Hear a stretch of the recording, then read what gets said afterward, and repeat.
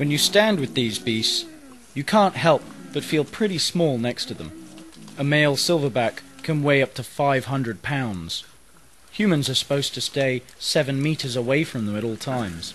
But when something as big as this moves your way, it's hard to demand your own personal space.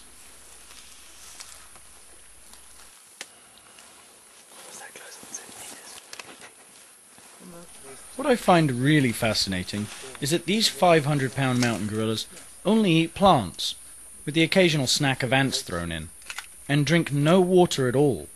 They get all of their water from the plants they eat.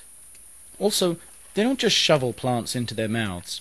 They are very particular about which plants they eat, when they eat certain plants, and how they eat them.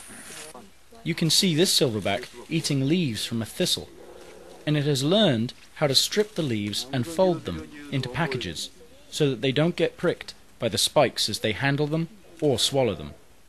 This is a learned skill, and so is evidence of the intelligence of these gentle giants. In gorilla land, the silverback, that's the male, is in charge of the group. They say what happens and when it happens.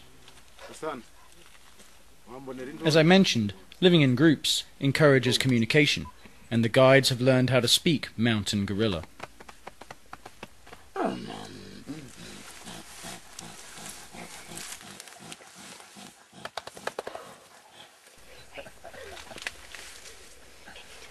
Our guide with this group was named Francois, and he is one of the original guides who actually worked with Dian Fossey. He has worked closely with the groups for over 20 years, and as a result has built up a reputation and trust amongst the gorillas. I believe it was for this reason that we were able to get so close to this week-old infant.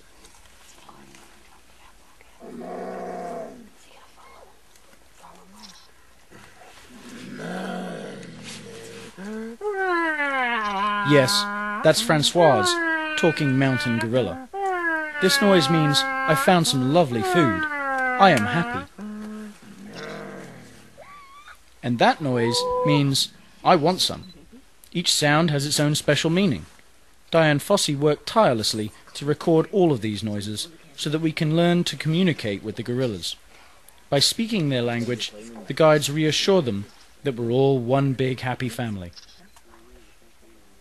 Gorilla babies are one of the most useless yet adorable babies in the world, just like humans. They completely rely on their mother for the first 3 years of its life. Other animals' babies can look after themselves after only months, days, or even seconds. Scientists believe that it is for this reason that women are better at multitasking. With a dependent infant to hold on to, the mother quickly learns how to do 7 things at once. This bond also played a huge part in the stability of the family. With a dependent baby to look after, the male needs to stick around so that his offspring is given a chance at life. Social bonding is very important for the group and individuals. Hugging, kissing, and holding hands are all very common in gorilla society, but the best way to bond is through grooming. I'll scratch your back if you'll scratch mine. The gorillas sit with each other and pick out pesky flies and ticks, keeping each other healthy and absolutely gorgeous. Grooming plays a huge role in the dynamic of the group. Who gets groomed by whom can come down to social standing, but the leaders of a group have been seen grooming members well below their ranking when that particular member seems to be going through hard times. These events seem to be an even stronger case for empathy amongst mountain gorillas. This is really how mountain gorillas spend most of their days. There is a definite peace which overpowers you when one can experience these moments, and the violent history of the country seems like 1,000,000 miles away.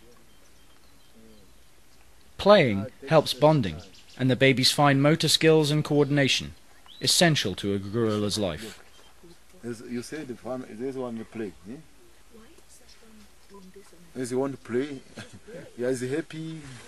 Is he happy? Oh my God, Francois is here. Look, look.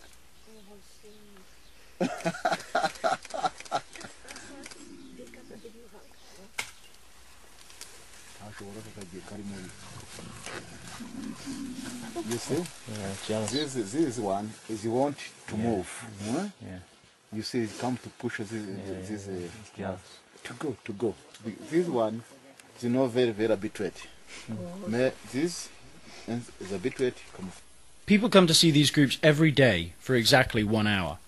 So is all of this human contact dangerous for the gorillas? Well, that depends. There's no doubt that with such similar genetics, many diseases can be passed back and forth. As a result, the only time the tourist board will refund your ticket is if you own up to being sick. The Mountain Gorilla Veterinary Project has its headquarters in the nearby town of Rwanda and keeps a very close eye on the health of the gorillas. If it seems like human contact may have been a cause of sickness, then they will provide aid. If it's non-human, then they don't interfere.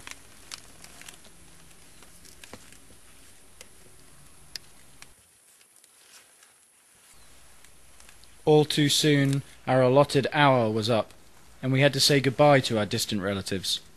It was an experience which cannot be compared with anything else, to be accepted by a wild animal, and to see the remnants of a forgotten mankind in their eyes.